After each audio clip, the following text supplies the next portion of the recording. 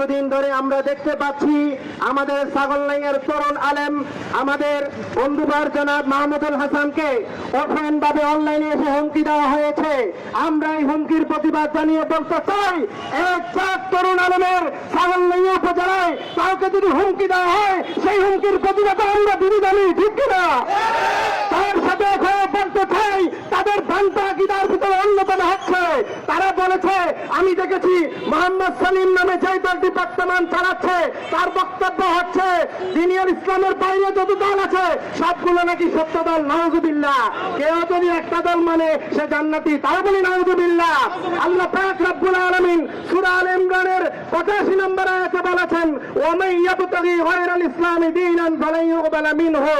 যে আল্লাহ তাআলা বলেছেন ইসলাম ব্যতীত কোন দিন যদি কেউ গ্রহণ করতে চায়, আল্লাহ বলে ফালান ইউকবালা মিনহু, আমি আল্লাহ সেটা গ্রহণ করি না, পছন্দ করি না।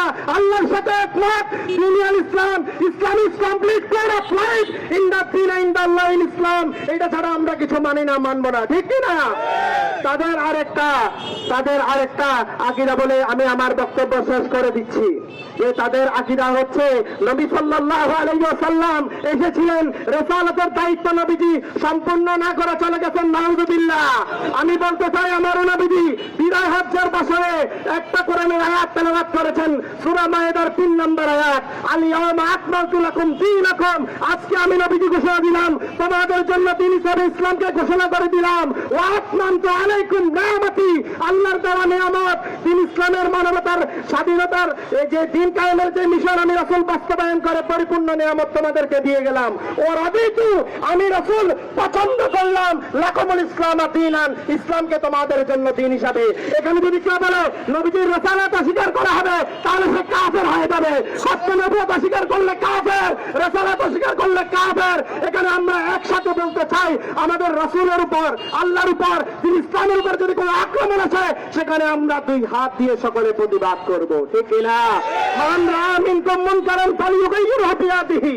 তোমাদের সামনে যদি অন্যায় দেখা হয়, আল্লাহ রাসূল বলেছেন হাত দ্বারা প্রতিবাদ করবে। ওয়া ইন লাম ইয়াসতাতি ফাবিলিসানিহি, তোমাদের সামনে যদি হাত দ্বারা প্রতিবাদ করতে সামর্থ্য না রাখে, তাহলে মুখ দিয়ে, জবান দিয়ে প্রতিবাদ করবে। ওয়া ইন লাম ইয়াসতাতি ফাবিকলবিহি ওয়া যালিকা আদাফুল ঈমান। এটা তো যদি সম্ভব না হয়, সক্ষম না হয়, তারা যেন তাদের অন্তর দিয়ে সেটা কি না করে। সম্মানিত হাজিরিন, আমি আমার অসমাপ্ত বক্তব্য এখানে শেষ করলাম।